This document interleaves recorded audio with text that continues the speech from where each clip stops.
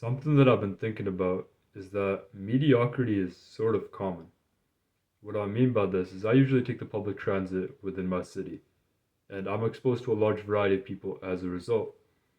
Because of that, I tend to see a large range of people as well. Some people I talk to, we have a good back and forth. I genuinely enjoy their conversation and company.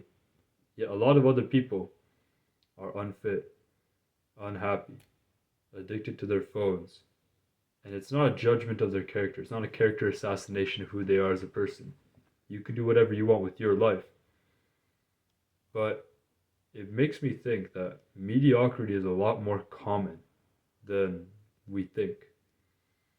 Where most people don't go to the gym, most people don't really eat clean or take care of their health. And we live in a time of peace and prosperity, right? Times are good, opportunities are vast. The choice to take care of one's health is there. But most people choose not to do so because they're trapped within their heads. That's too hard. That's not worth it. That being the best person that they can be is way too much of a demand compared to staying mediocre and comfortable. And I don't want to say this to judge people because I was once them. I was once in that position where I was addicted to the screens, where I didn't like talking to people, where staying home and indulging in the bad habits was more fun than going to the gym and actually taking care of my health. See, I don't say this as, oh, I'm better than them and they're beneath me. I say this as a person who was one of them and reformed to become a better person. Mediocrity is like an empty pit within your chest that sucks away all the life that you have within you. That you know you could be better, that you know you should be better, but you're taking the conscious choice to not do so. It hurts. It hurts a lot. It makes you think that, oh man, I can't change. I've been trying so hard to get better. I've been trying so hard to make improvements, but I can't do it. And if you give into that mentality, if you give into those thoughts, you may never come out. You may dig the hole too deep for yourself to claw your way out because your mindset is everything, right?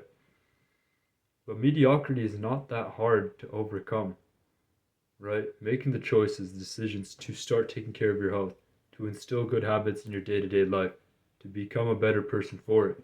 It's not super difficult to do, right? Sure, it's difficult in the beginning. You don't feel like you're making any progress, but if you trust the process, you will make progress. But so many people are not willing to do so. So many people are willing to just follow the crowd, the conventional advice that everybody bestows upon each other. And I want to challenge that. I want to ask you, how can you, if you follow conventional advice by conventional people, how can you hope to be anything but conventional? Quote by MJ DeMarco. Because think about it. The conventional person today isn't really following their dreams, isn't really taking care of their health, isn't particularly happy with the job that they're doing. So why would we want to follow their sort of advice? It's not that you can't learn anything from those individuals, but rather it's not what you should be doing, but probably what you should avoid doing. And this sounds harsh, like, oh man, I'm dissing all these people on planet Earth. I don't think I'm better than them. I don't think they're lesser human beings. I think they just made different choices that don't lead down to the place that I want to get in life. I assume if you're watching this far, you probably don't want the same either. Or you probably relate to me on some sort of level. So ask yourself, would I trade places with this person? And if not, why would I take their advice? Because essentially that's what they're giving you. They give you advice based off their experiences and what they know. Would that not lead you down the same path that they went? Because most people don't think about this.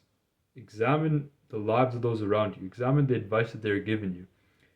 Examine the realistic things that they tell you to follow or pursue or to kill your dreams or whatever, right?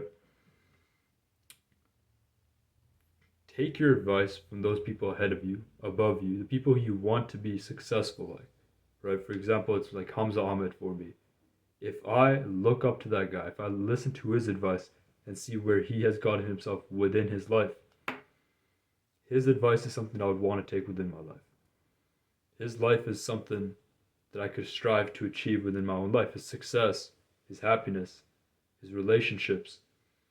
He has had the success that I'm looking forward to within my own life. And as a result, his advice is a lot more useful as a result. Because most people overlook this fact.